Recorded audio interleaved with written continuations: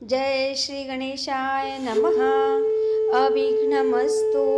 आई कुलस्वामिनी माते की जय. जय श्री गुरुदत्त श्री स्वामी समर्थ महाराज की जय.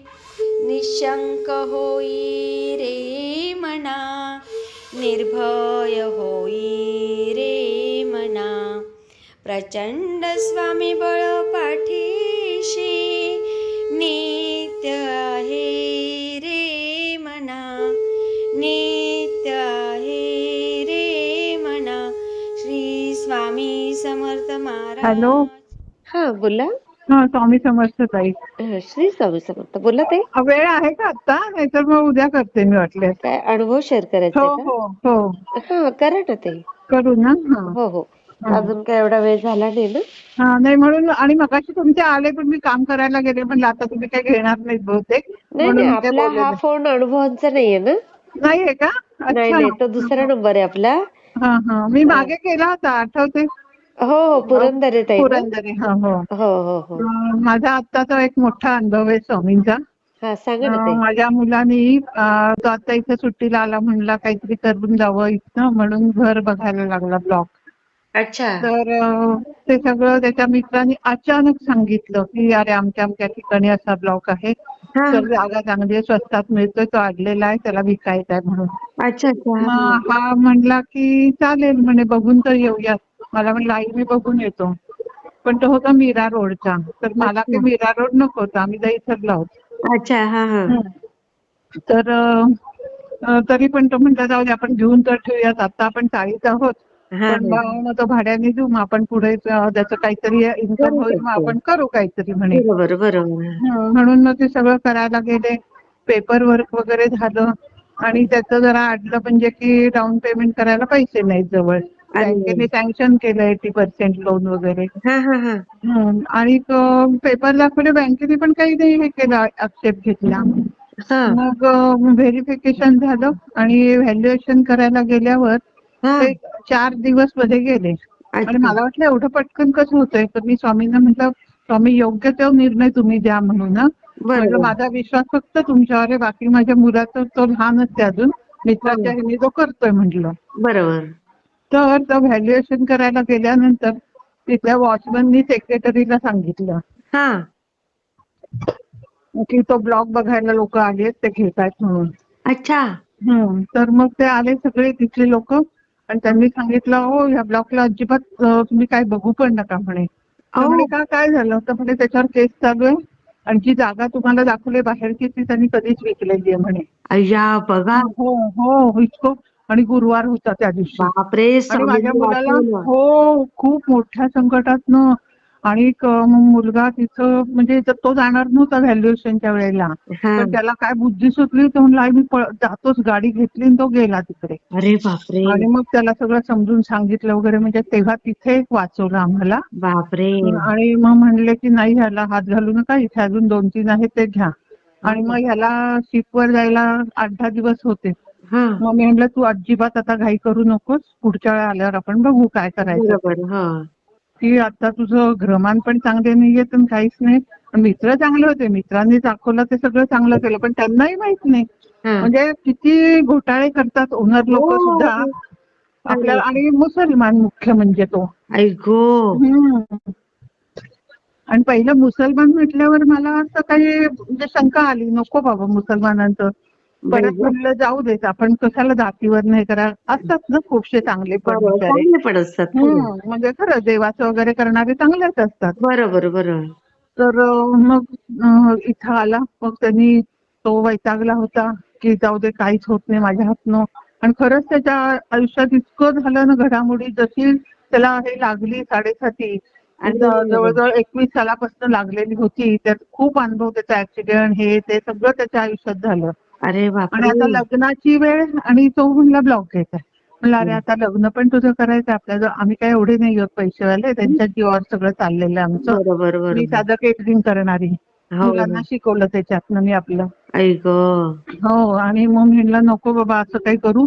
आणि तो 15-16 लाख डाऊन पेमेंटसाठी तो व्याजाने बघत होता. म्हणलं अरे व्याजाने तू आयुष्यभर बुडशील म्हणलं त्याच्यात, नको. आपण कुणाकडे बघू, नाही तर 1 वर्ष अजून तू कर आणि मग पुढच्या वर्षी साचून आपण करू म्हटलं ते. बरोबर, अगदी बरोबर बोलला तुम्ही. मी इतकं त्याला सांगत होते, पण शेवटी त्याच्या मनात आलं हल्ली ती मुलं कशी असतात, नाही मी काहीतरी करून जाणार, मी काहीतरी करून हो जाणार. हो हो. तर मग दुसरा ब्लॉग बघितला तर म्हटलं नकोच, तिकडे जायचं नाही.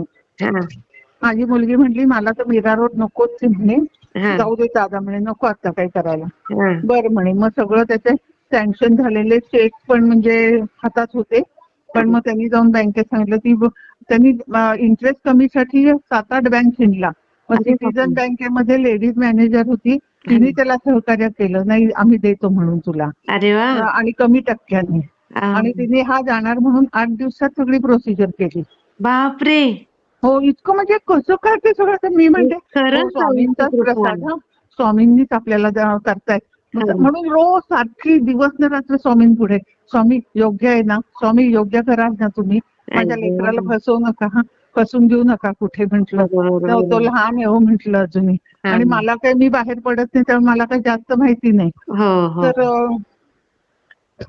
मग माझ्या भाच्याला वगैरे पैसे मागितले तर तो बरोबर म्हणत होता की तू पेपर मला दाखव, मी तुला देतो. तो चांगला आहे पैसेवाला, म्हणजे तोही खूप मेहनत घेतो, पण BE आहे, आर्किटेक्ट आहे, असं अरे, सगळं त्याचं आहे. तर त्याचे खूप बिझनेस आहे, सगळं काही आहे. तर हा, तो पण विचार करून तो ह्याला शिकवत होता. तर ह्याचं म्हणत आहे की तो त्याला मला द्यायचे नाही. हा, म्हणलं असं नको म्हणू, थांब जरा थोडे दिवस थांब, पेपर दाखव. हो. तर जे पेपर दाखवले ते त्याला पटलेच नव्हते. अच्छा.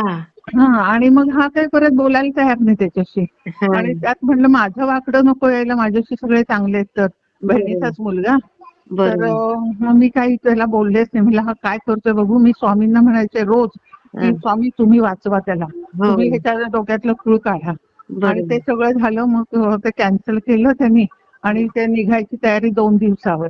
मग त्याचं हो. पॅकिंग शॉपिंग सगळं ते चालू होतं. त्यात थोडा तो आजारी पण पडला. अरे. आणि मग ते पेपरवर्क सगळं त्या दुसऱ्या मित्राच्या हातात त्यांनी दिलं.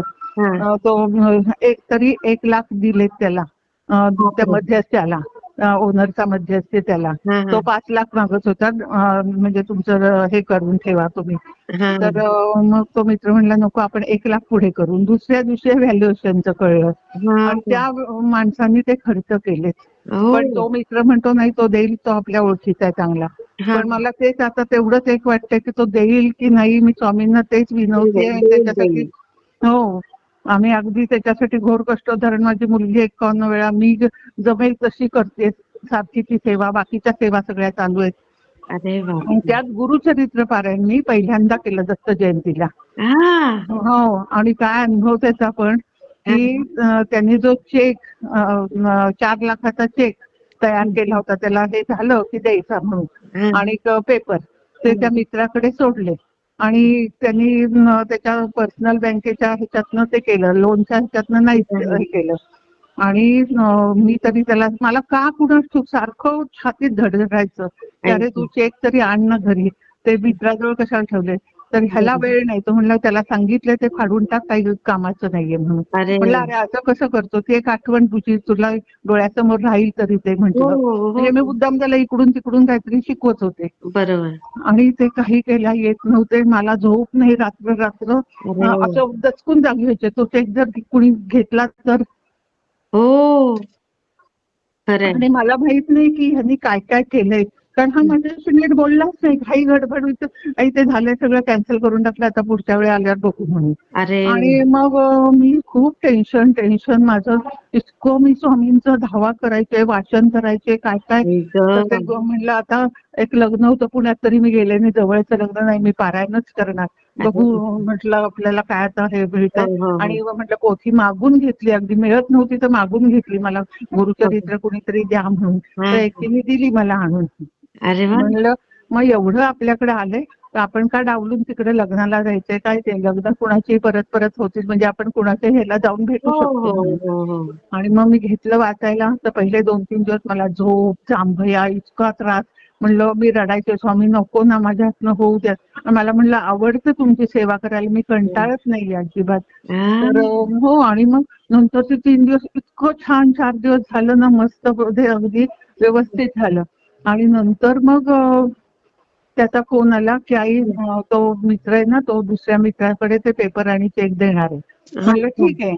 आणि मी पण त्या मुलाला फोन केला, तू घरी तरी ये एकदा हा ते बरोबर. पेपर मागायसाठी, पण एकदम डायरेक्ट नको मागायला, त्याला हो, वाईट हो, वाटेल. हो. म्हणून म्हणलं तू घरी ये. तर हो. तो मित्र माझ्या मुलाला सांगतो, अरे मला गिल्ट वाटतं तुझ्या आई पुढे जायला, मीच तुला दाखवलं नाचू नको व्हायला म्हणून. हा, हा, हा. म्हणला नाही रे, माझी आई खूप समजूतदार आहे, तू जा म्हणे फक्त भेट. तर म्हणे नाही नाही. मग त्या मित्राजवळ त्यांनी 2 दिवसांनी सोडले पेपर. आणि मग तो मित्र जो चांगला आहे, गुजराती आहे, तो रात्री घेऊन आला. आम्हाला फोन केला माझ्या मुलीला की अरे पेपर आणून दिलेत बरं का, मी रात्री घेऊन येतो. हो, हो, हो, आणि तो हो. रात्री घेऊन आला आणि त्यांनी सांगितलं फक्त हा पेपर वाच ऐश्वर्या, आणि हा चेक पण तू बघ काय आहे ते. तो बेरर चेक होता, त्याच्यावर काट नाही काही नाही. तो अरे म्हणला बापरे. जर हा त्यांनी नाही पण त्याच्या हातनं कुठं पडेल पडला तर हो. कोणी उचलणार आणि तो वटवलं बँकेत असता. घालणार. केवढ्यात पडलं असतं तुम्हाला म्हणे. हो. मी इतकी रडले स्वामींपुढे, म्हणलं स्वामी खरंच तुम्ही माझ्या पाठीशी आहात म्हटलं. खरंच ताई, खरंच. आणि असेच स्वामी पाठीशी राहणार बघा ताई. हो ना, मला त्याचंच अगदी हे वाटतंय. हम्म. म्हणजे खूप आम्ही अडचणीत असतो, खूप. म्हणजे त्या मुलाला इतकं त्याच्यातून त्रास मार्ग आहे. निघतोच. आणि आणि त्याचं लग्न करायचंय तर म्हणलं मुलगी पण, आणि त्याचं काय तो 5 महिने तिकडं असतो, 2 महिने इथं. हो, तर मला हो. सारखी काळजी, कोण मुलगी होणार आपल्याला तयार, कोण हो, मुलगी हो. आहे. मुलगा छान आहे दिसायला, सगळं काही हो, हुशार आहे, हो. सगळं आहे. पण ह्या एका गोष्टीची मला धास्ती येतो. त्यासाठी मी काय काय करते ना अक्षरशः.